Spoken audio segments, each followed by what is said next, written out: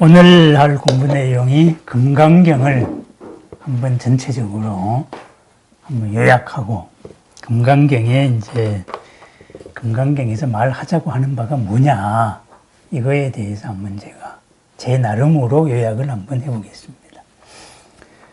금강경에 대해서 이제 우리가 알려진 거로는 무상을 뭐로 하고 무주를 뭐로 하고 어쩌고 저쩌고 이런 식으로 선적으로 지금까지 많이 해설이 되어 있는데, 그것은 이제 선종식 해설입니다. 선종식 해설이고, 그래서 선종식 해설, 우리가 접하는 금강경은 전부 다 이런 선종식 해설입니다. 금강경 오가해가 바로 그건데, 그래서 여시아문 해가지고 여시에서부터 마음의 본래 자리를 밝혔다 해서 깨달음의 내용을 처음부터 끝까지 읊은 게 금강경이다, 이렇게 주석하는 입장이 그 오가해적인 입장입니다. 그런데 그것은 이제 후대의 얘기고, 금강경은 금강경 그대로 봐야 됩니다. 그러니까 AD가 성립되기 전에 BC 1세기에서 AD 1세기 사이에 대승운동이 성립될 때의 아주 원형적인 사고입니다. 그것이 연기적인 사고를 새로운 걸로 이제 원론으로 돌아가자, 부처님 원론으로 돌아가자, 이렇게 해서 연기적인 사고방식을 직설적으로 표현을 한 게 금강경입니다. 그래서 이 금강경을 반야경이다, 반야부다 그러는데, 그래서 이 금강경 내용은 반야부의 공사상인데 공이라는 말이 없죠. 공이라는 말이 없는 거는 처음에 이게 원형이기 때문에 그렇습니다. 공이라는 말은 나중에 이게 정립된 말입니다. 그래서 나중에 정립된 반야부들이 전부 다 공이다, 이런 말을 하는데, 금강경은 그냥 부처님 사고방식으로 돌아가자, 연기적인 사고방식으로 돌아가자, 이겁니다. 그러면은 우선 이제 경의 제목을 한번 읊어봐야 됩니다. 경의 제목. 금강, 반야, 바라밀다경입니다. 금강, 반야, 바라밀입니다. 그러면은 바라밀이 뭐냐 했을 때, 바라밀의 대표적인 게 육바라밀이잖아요. 그죠? 보살의 삶입니다. 대승불교의 삶입니다. 부처님 당시에는, 부처님께서는 그것을 팔정도로 표현을 했죠. 그랬는데 대승에서는 일단 우리가 이 언덕에서 저 언덕으로 가는 삶이다, 이렇게 해서 수행의 삶을 바라밀이라고 표현을 했습니다. 그래서 바라밀의 대표적으로는 아까 말씀드린 육바라밀, 그게 맞죠. 이러는데 여기는 바라밀경이다, 이거죠. 그러니까 지금 이 순간에 우리가 살기 위한 경전이다. 그러면은 이 바라밀에 이제 어떤 바라밀이냐 했을 때 반야바라밀이다 그랬습니다. 반야바라밀. 바라밀 중에서도 우리는 지혜를 추구하는 가르침이다, 이거죠. 본질적인 지혜. 그래서 이 지혜, 그러니까 생각하는 방식, 지혜를 추구하는데, 이 지혜를 추구한 반야 가운데 우리는 어떤 반야를 추구하느냐? 금강반야다, 금강이다 그랬습니다. 그럼 금강이 뭐냐 이거지. 금강은 보통 다이아몬드 이런 식으로 많이 해석을 하고, 또 영역에도 다이아몬드 수트라 이렇게 돼 있어요. 또 전부 주석서들도 거의 다 그쪽으로 많이 돼 있습니다. 그런데 원래 금강은 제석천의 무기입니다. 번개입니다. 번개. 벼락입니다. 벼락. 어떤 어둠이 있을 때 빵 쳐가지고 그 어둠을 깨트려서 환하게 밝혀주는 벼락입니다. 안 보이던 게 보이는 겁니다. 그러니까 그걸 왜 이 경전의 용어로서 썼느냐. 우리가 소승불교를 돌이켜 보니까 용어에 너무 갇혀가지고 너무 관념화되어 있더라, 이거지. 부처님은 80년 생을 특히 이제 부처님 되시고 45년생을 치열하게 현장에서 사셨습니다. 사람들을 만나고 길을 가고 위에서부터 밑에까지 다 만나고 중생 속에서 사랑을 폈는데 부파불교로 나중에 뭐 대표되는 소승불교에서는 그냥 관념놀이입니다. 관념놀이. 소승불교의 그거 대표적인 경전이 이제 논서가 구사론인데 구사론을 보면은 학술서적으로 그렇게 치밀할 수가 없습니다. 학술서적으로는 아주 완벽해요. 그런데 그럼 그게 뭐냐? 수행자가 전부 학자가 돼가지고 관념놀이하고 있는 거예요. 그러면은 소승불교의 돈 많은 사람이나 권력자가 절을 지어주면은 그 자리에 앉아가지고 일단 또 돈 많은 사람이나 권력자들은 뭐 세상에 걱정할 게 없어요. 그러니까 그 사람들이 필요로 하는 거는 마음 편한 거, 자기들이 모르는 거, 이 관념을 추구하거든요. 그럼 그 사람들 오면은 뭐 선정식으로 이도리를 아느냐, 번뇌라는 건 이런 건데, 뭐라는 건 뭔데, 이런 식으로. 아주 관념화된 철학이에요. 수행이 아니다 이거지. 이렇게 돼서 그거를 깨트리고 나온 게 대승이다 이거죠.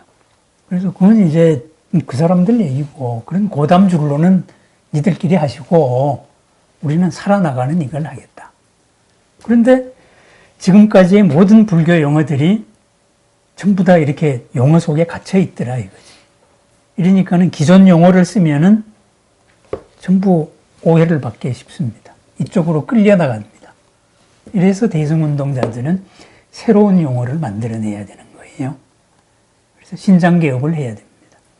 연기라는 말을 쓰고 싶은데 연기라는 말을 하면은 이미 500년 동안 이쪽에서 선점돼 있는 용어가 있다 이거지. 그러면은 연기라는 말로 토론을 해야 돼요. 그럼 기득권을 인정해 줘야 돼. 5원 12처 18개 이걸로서 충분히 불교를 얘기할 수 있는데 이제 부처님의 원래 뜻은 이렇다라고 얘기하는데 그 용어를 쓰면은 또 이쪽 패러다임에 갇혀요. 이러다 보니까 새 단어를 만들어내는 겁니다. 그래서 금강경 같은 공예 논리를 만들어내고 팔정도 대신에 육바람이라는 말도 만들어내고 나중에 구사론에 해당되는 이런 번뇌론에 대해 가지고 유식도 만들어내고 여러 가지 전부 이제 새 용어로 재편을 하는 겁니다. 그러면은 이 이제 경의 제목에서 말하다시피 금강반야 바람일경이다 하는 것은 제일 처음에 내세우는 게 기존의 생각을 깨트리겠다. 고정된 생각을 금강과 같이 벼락같이 깨트리겠다. 이 말, 이게 강조가 된 말입니다. 그래서 금강반야입니다. 그래서 뭐 이거를 뭐 현장이 번역할 때는 능단 금강반야 이렇게도 번역을 했습니다. 능단, 능이 끊는다. 뭘 끊어? 번뇌를 끊는다 이거죠. 그죠?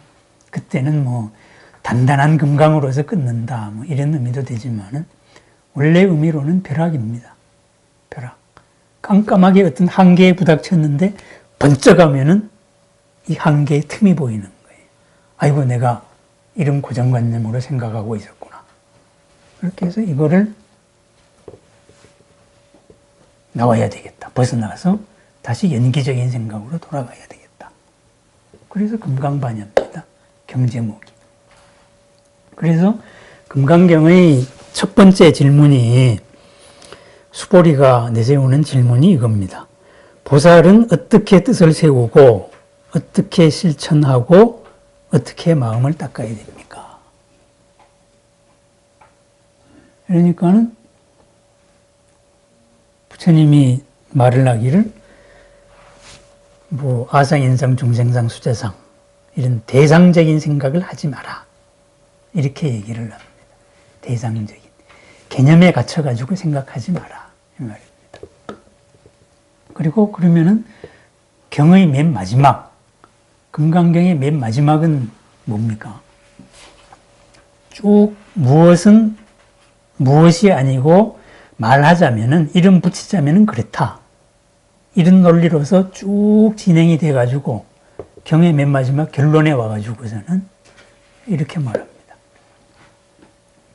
일체 유의법은, 그러면 인연으로 이루어진 모든 법들은, 구마라집 스님 번역에서는 일체 유의법이고 현장 번역에서는 재화합소입니다. 재화합소위. 그러니까 유의법, 무의법, 그래서 또 이제 개념 속으로 우리가 빠져들어가는데, 원래 금강경의 원어의 의미는 인연으로 이루어진 모든 것들은. 왜? 세상에는 인연으로 이루어지지 않은 것은 하나도 없어요. 착각이에요. 인연으로 이루어진 게 아닌 게 있다라고 생각하는 건 잘못된 생각이다, 이거지. 예를 들면은 인연으로 이루어지지 않은 뭐 창조주가 있다거나 그런 건 없다, 이거예요.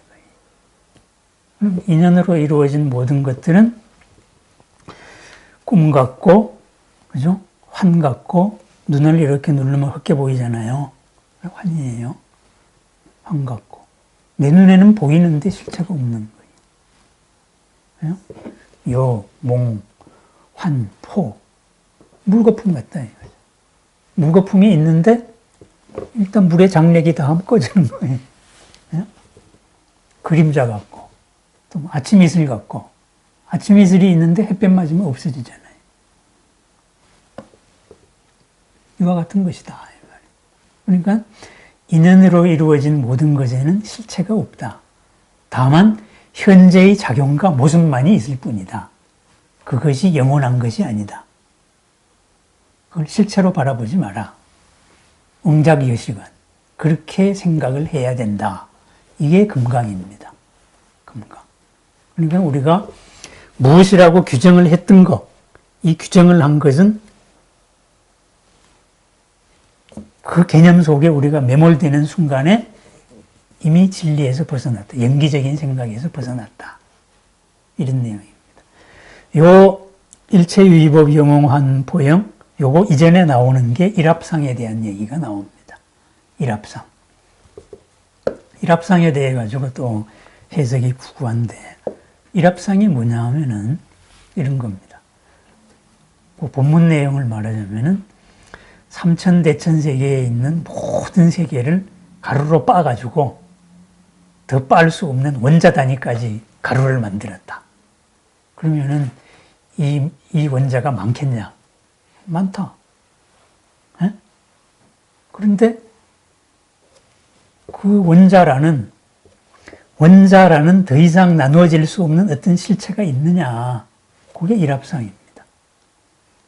모든 것이 전부 다 그렇게 원자로 돌아갔다 이거예요. 모든 삼천대천세계의 모든 것이 원자로 돌아간 그 상태. 한 개의 이제 원자의 모습밖에 없습니다. 그것도 실체가 없다. 이게 일합상에 대한 부정입니다. 부정. 일합상이라는 개념이 원래 그런 원자 상태로서의 하나의 모습, 이런 걸 말하는 겁니다.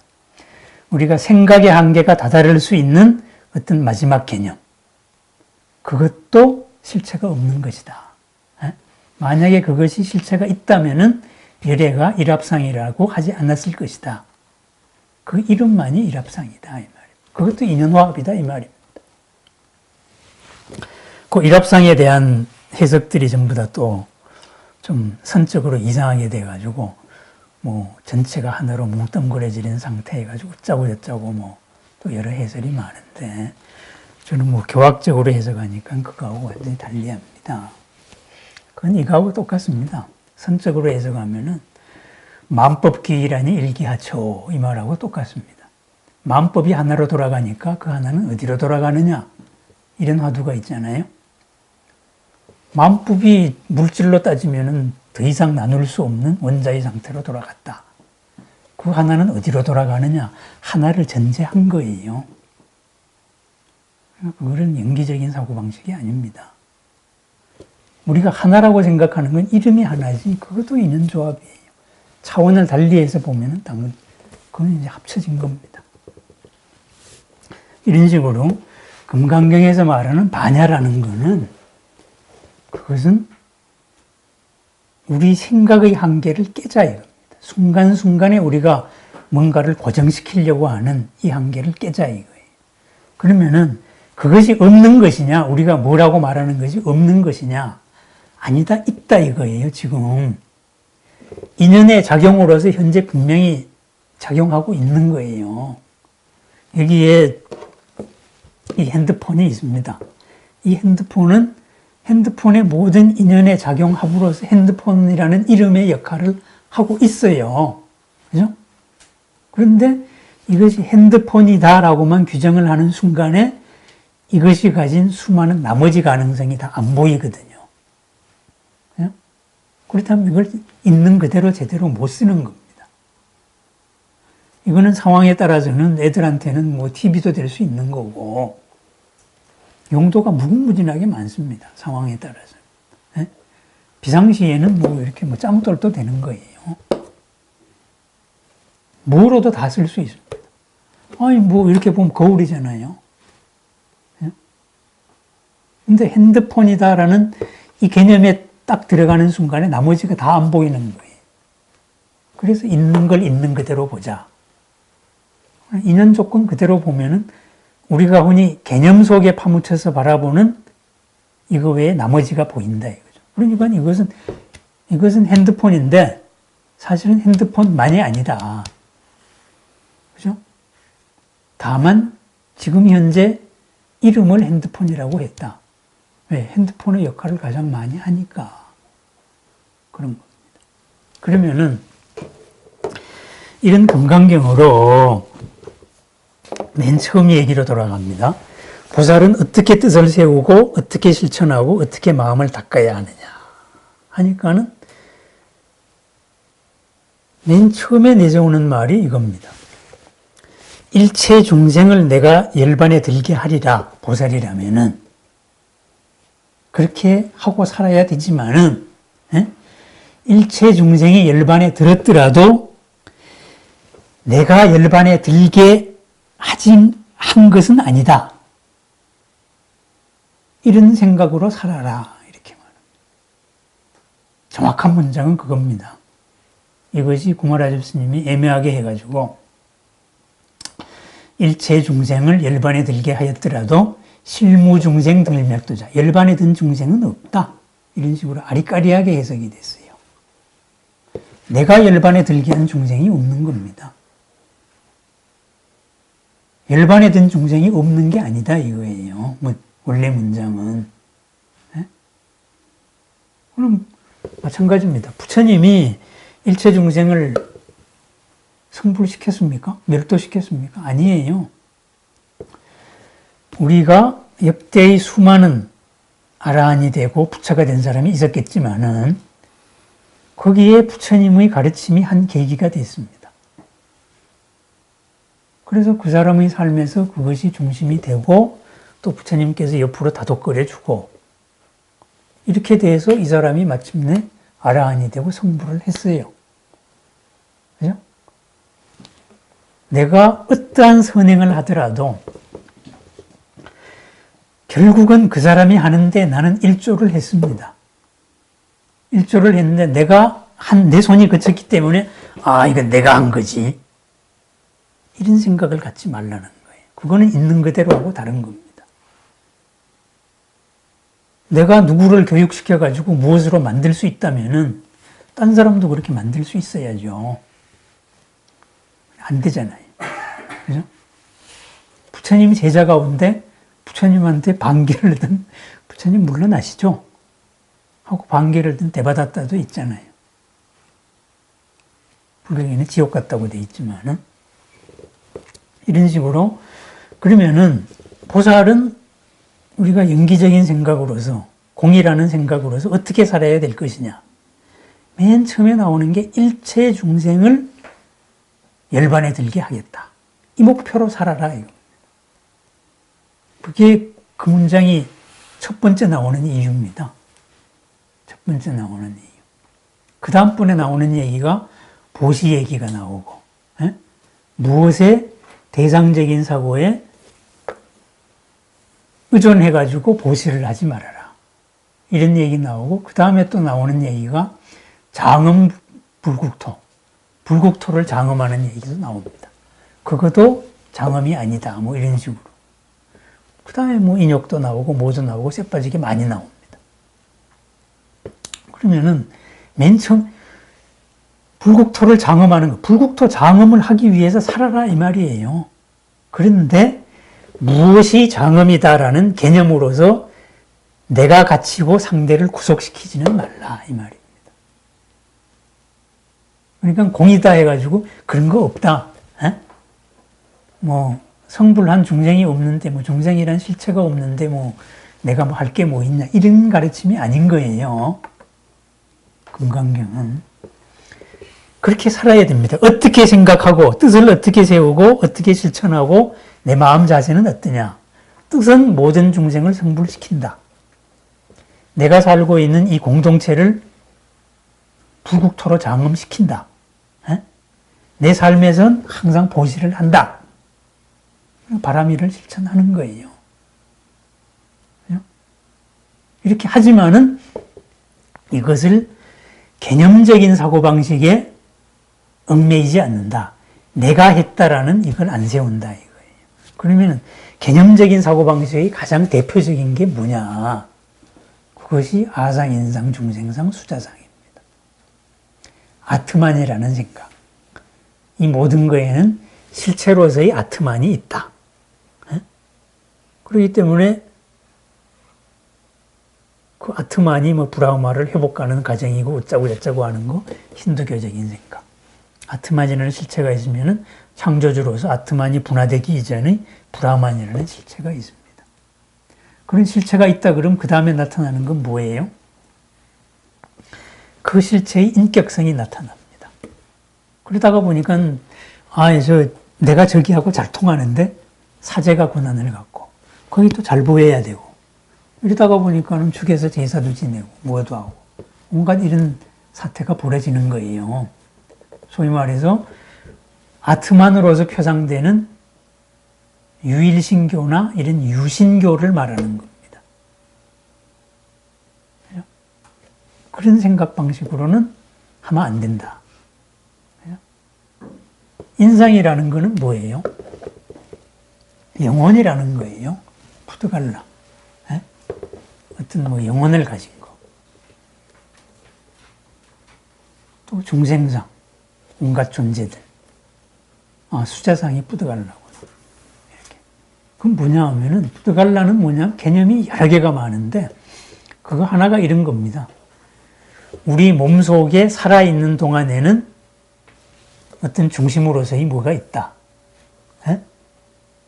근데 얘가 몸이 해체되면은 걔도 실체가 없다. 꽝이다.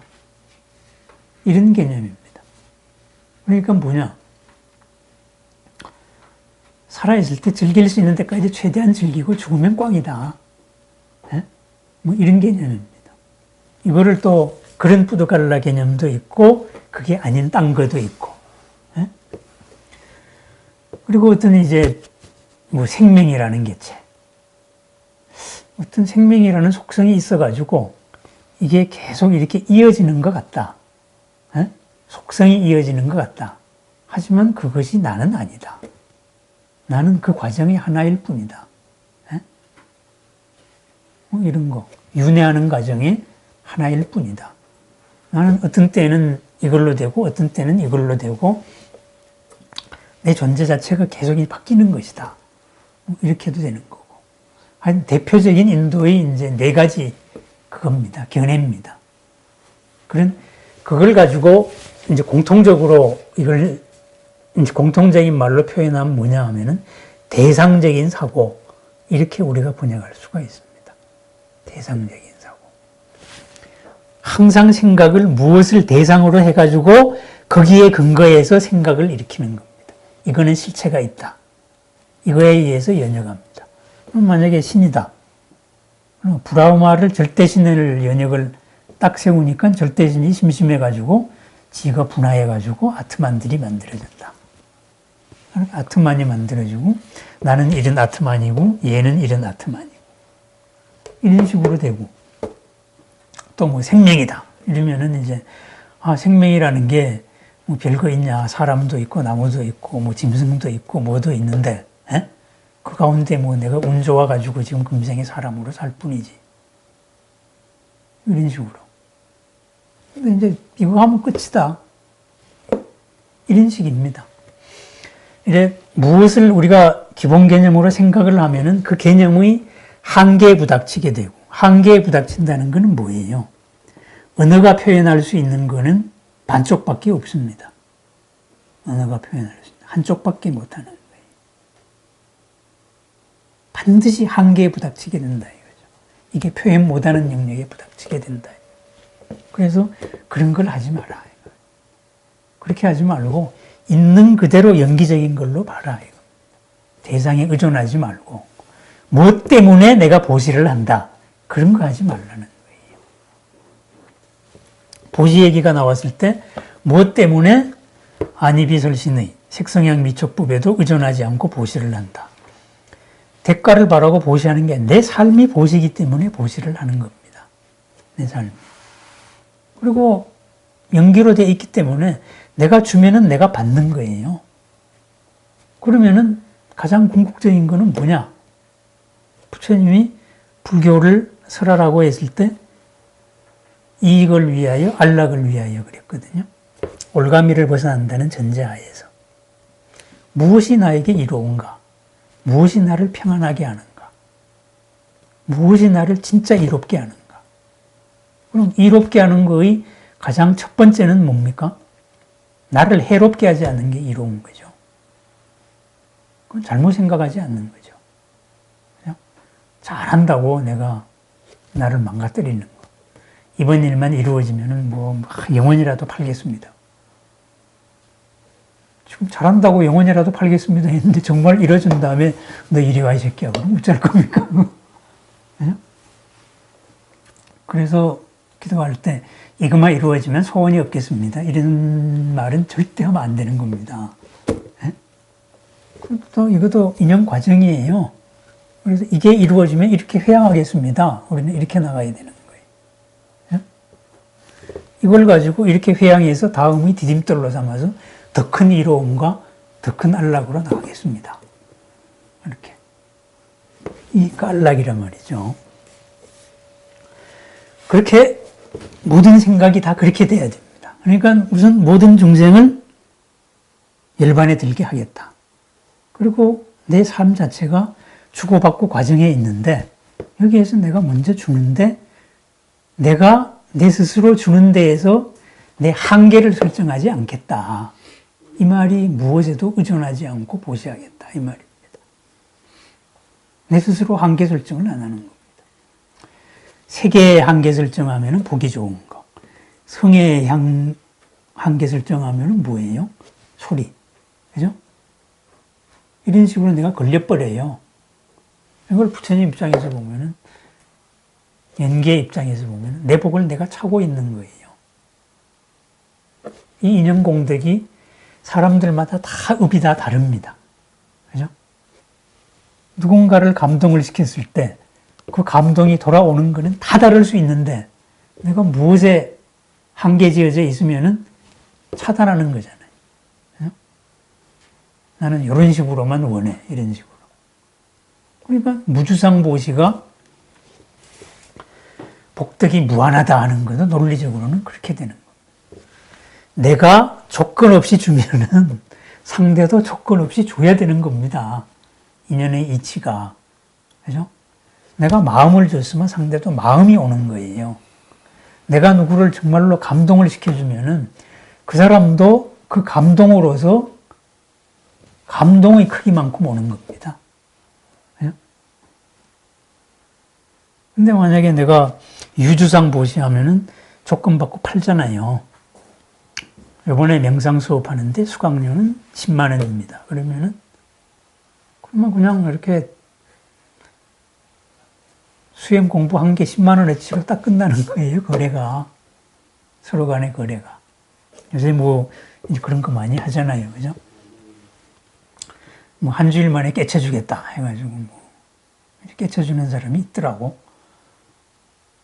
그래 놓고 깨친 다음에는 이제 뭐 자기 주변 정리를 해야 되니까 제를 지내라 그러더라고. 몇 천만 원짜리. 네? 우리 조계 중에 유명한 스님입니다. 예. 뭐 이런 식으로, 예?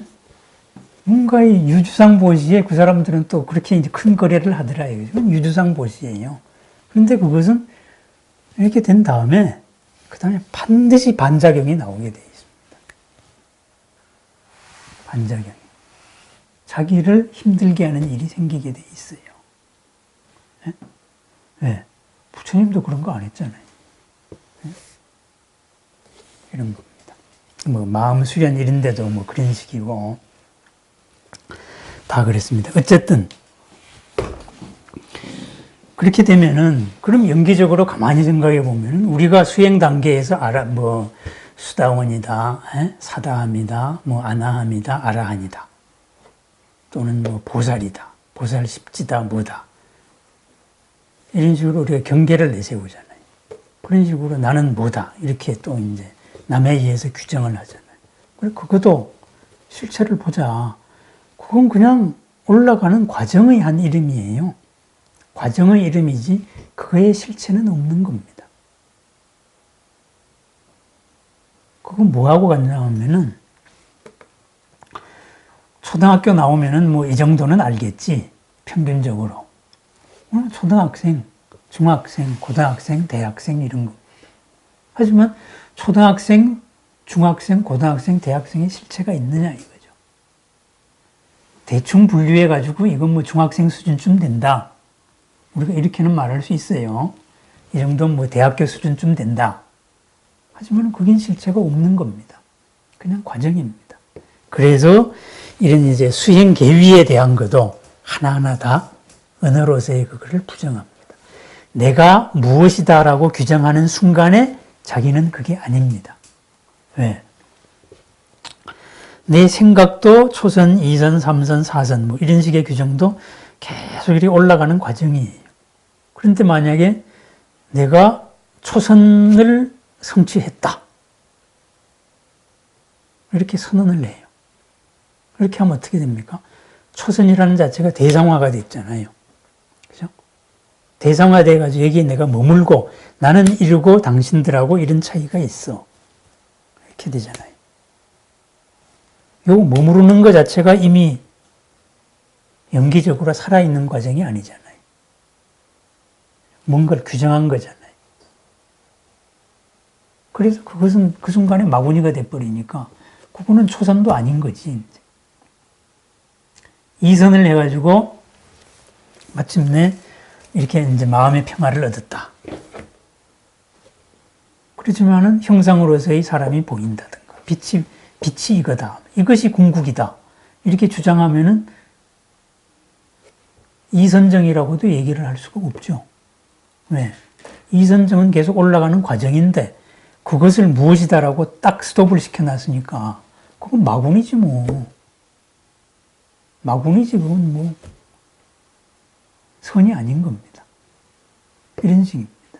그래서 수행 계위다 뭐다 이런 것도 우리가 편의상의 이름일 뿐이다. 말하자면은 그렇다. 그리고 살다가 보니까 힘든 일도 있는데 인욕바람인 그죠? 그래서 소가모니 내 스스로도 옛날에 인욕선인 이런 일이 있었는데 그때도 내가 만약에 억울하다. 아상현상 중생상 상대를 대상으로 생각해가지고 그런 생각이 있었으면 나는 진짜 인욕선인이 아니었을 것이다. 이렇게 말하는 겁니다. 왜? 그러한 억울하다 하는 것은 어떤 기준에 의해 가지고 딱 한계와 한계에서 일어나는 일이에요. 억울하다 하는 것은. 그런데 그것은 수많은 인연 가운데 하나의 사건을 그러니까 나는 멀쩡히 있었는데 괜히 왕을 모시던 궁녀들이 와가지고 이렇게 가르침도 받고 좋아했다 이거지. 왕 이놈이 잠을 자다가 깨보니까는 지 여자가 이쪽에 가 있더라 해가지고 막 혹평을 가한 거 아닙니까? 그죠? 그게 인욕선인 스토리거든요. 근데 그건 인욕선인 입장에서는 되게 억울한 거지. 아니 내가 네 궁녀를 오라 그랬냐? 에? 그러는 거. 근데 왕은 막 자기 프레임을 딱 쳐놓고 내가 이렇게 괴롭히면 일마가 화를 내겠지? 이런 식으로 프레임을 강요하잖아요. 이 강요된 프레임에 여기에 내가 맞서게 되면은 똑같이 끌려 들어가는 겁니다. 그러면 똑같은 놈이 되는 거죠. 서로 한계가 다른데. 나는 이것도 이제 한 조건으로 본다. 이렇게 돼서 원한이 없는 거예요. 네가 한 거는 네가 받을 것이고, 나는 뭐 이거는 이거 받을 것이고, 그리고 무엇보다 중요한 거, 이 몸 자체나 현재 이거 자체가 영원한 것도 아니고, 이거 자체 내가 절대적인 가치를 두지도 않는다. 그러니까는 그냥 얘는 아주 괴롭히려고 했는데 이쪽에서는 헛방이 된 거예요, 전부 다. 그러니까 인욕이라는 실체가 없었던 거지, 여기는. 인욕이라는 실체가 없었기 때문에 인욕선인이다라는 이름이 붙은 거예요. 그죠? 저 새끼 내가 나중에 죽여야지 하고서는 꽁꽁 참고 있었으면은 인욕바라밀이라는 말이 못 붙는다 이거지. 그건 복수지. 복수가 있을 뿐인 거죠. 그래서 욕됨에 대한 그런 것도 있고. 또 이제 여러 가지가 있잖아요. 그죠?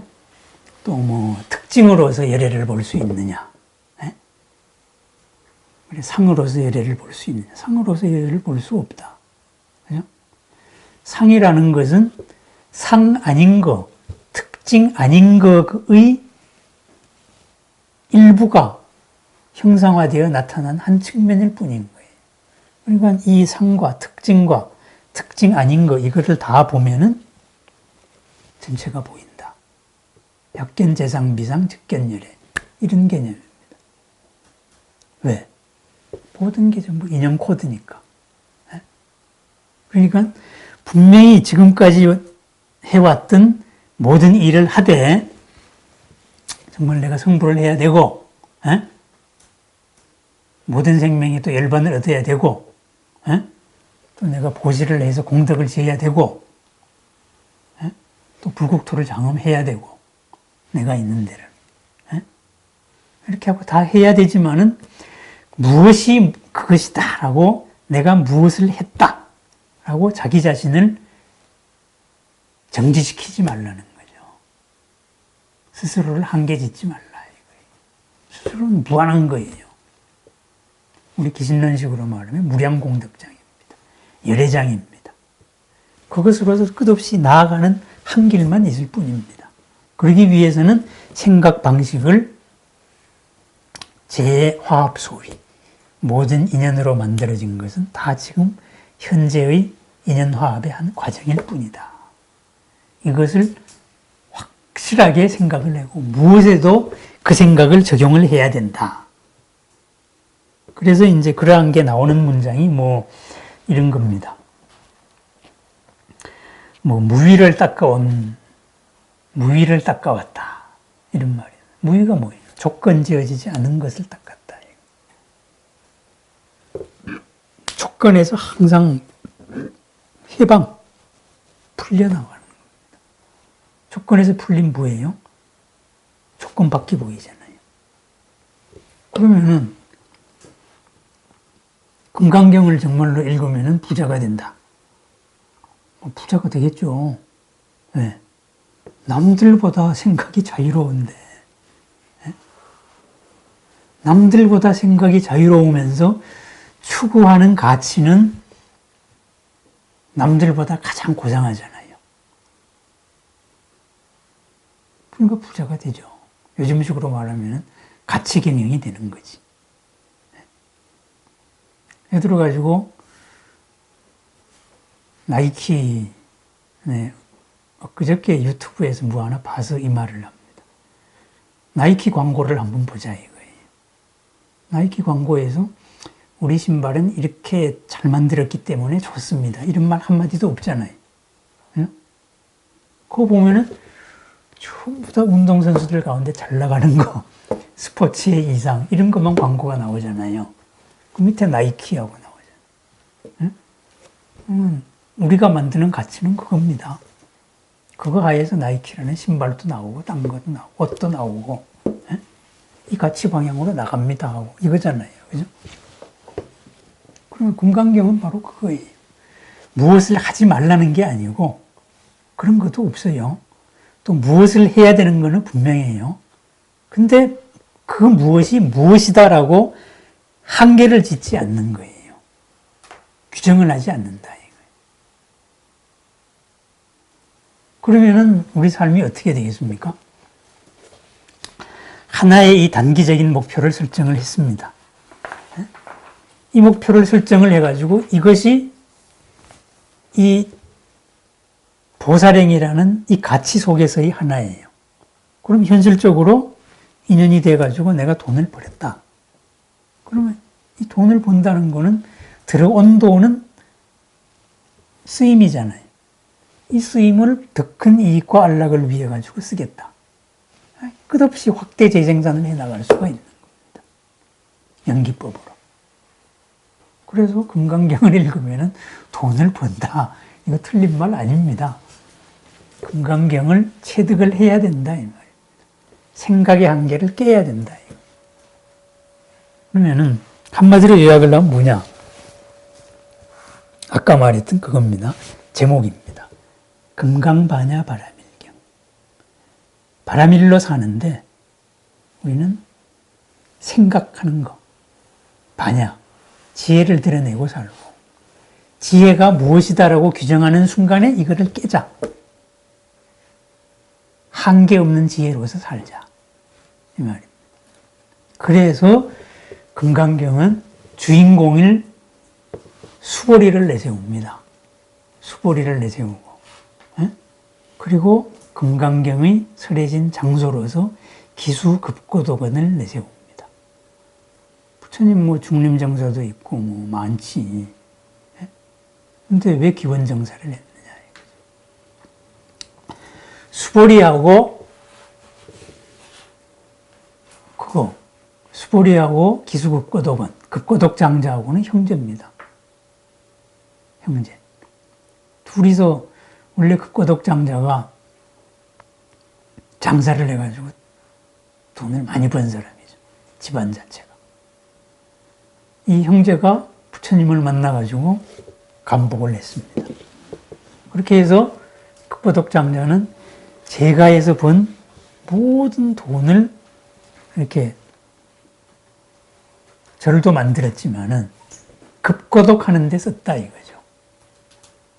힘들고 외롭고 의지할 데 없는 사람들한테 베풀었다. 회양을 그런 식으로 한 겁니다. 그러면은 돈을 벌면은 급고독 장자 같이 쓰라. 그렇게 해서 끝없이 확대 재생산을 해라. 급고독 장사 동생이 수보리입니다. 동생은 출가를 했습니다. 출가를 해서 수보리는 무슨 수행을 닦았느냐. 자해명상을 했습니다. 자비명상을 했습니다. 내한테서 어려움이 없기를, 내가 평안하기를, 내가 안락하기를, 남이 평안하기를, 안락하기를, 어려움이 없기를.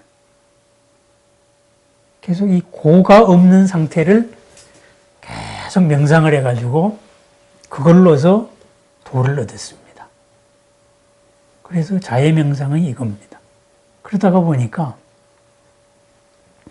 수보리의 부처님 초기 경전들에 보면은 부처님 제자 가운데 뭐의 제일 이렇게 나오는 게 한 40종류가량 돼요. 뭐 출가자 가운데서는 뭐의 제일 뭐 한 40개 되고 제가자 가운데서도 이렇고 남자 가운데도 이렇고 여자 가운데도 이렇고 뭐 그렇게 해서 한 80명 나와요.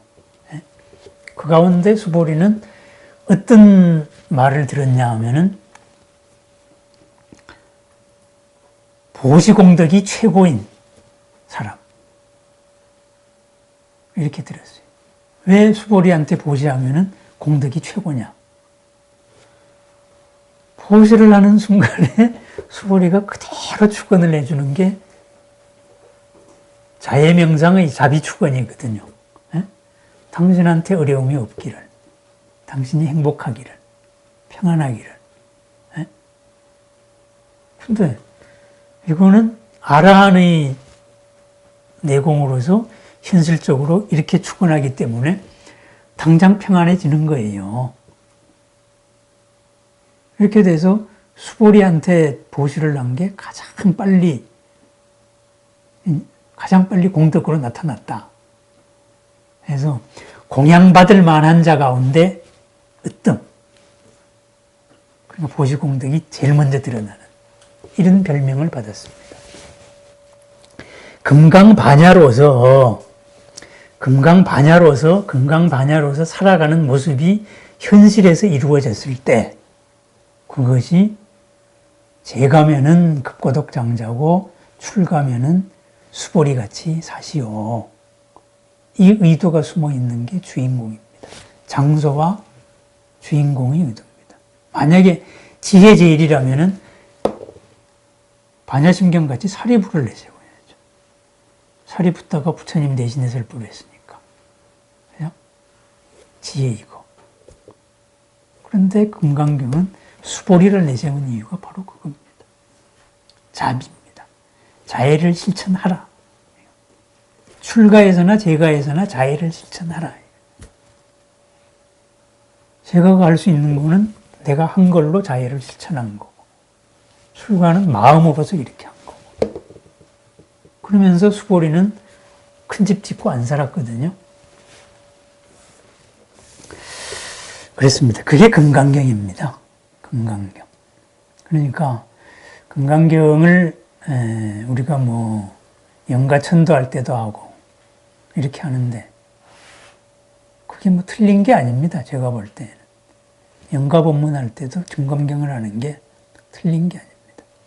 남방에서는 영가법문을 할 때 뭐 사념척영 같은 걸 합니다. 신수신법. 이거 다 실체가 없는 것이다. 이렇게 해서 이런 뭐 영가들도 니들 지금 실체가 없는 거에 집착하고 있어 이런 거지. 그렇다면 우리는 이렇게 금강경 같이 무언가에 고집하고 있는 거, 가야 될 때 못 가고 있는 게 영가잖아요. 그죠? 뭐에 탁 미쳐가지고. 그거 자체가 실체 없는 거, 인연의 그림자를 당신은 꽁꽁 묶고 있다. 해방되시오. 그래서 영가법문으로 충분한 겁니다. 그래서 금강반야입니다. 금강경.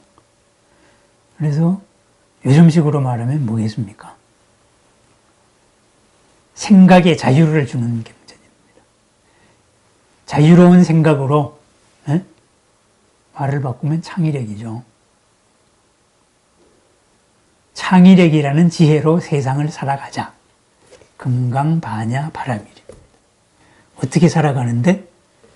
궁극적인 나도 이롭고 남도 이롭고 그래서 궁극의 이로운 성불까지 해탈까지 그렇게 살자. 이게 금강반야 바라밀입니다. 그러기 위해서는 모든 것을 연기로만 봐야 된다. 말에 속지 마라. 말에 속지도 말고 말로서 나를 규정하지도 말라. 이게 금강반야입니다. 자, 우리 금강반야로 좀 잘 사십시다. 예, 감사합니다.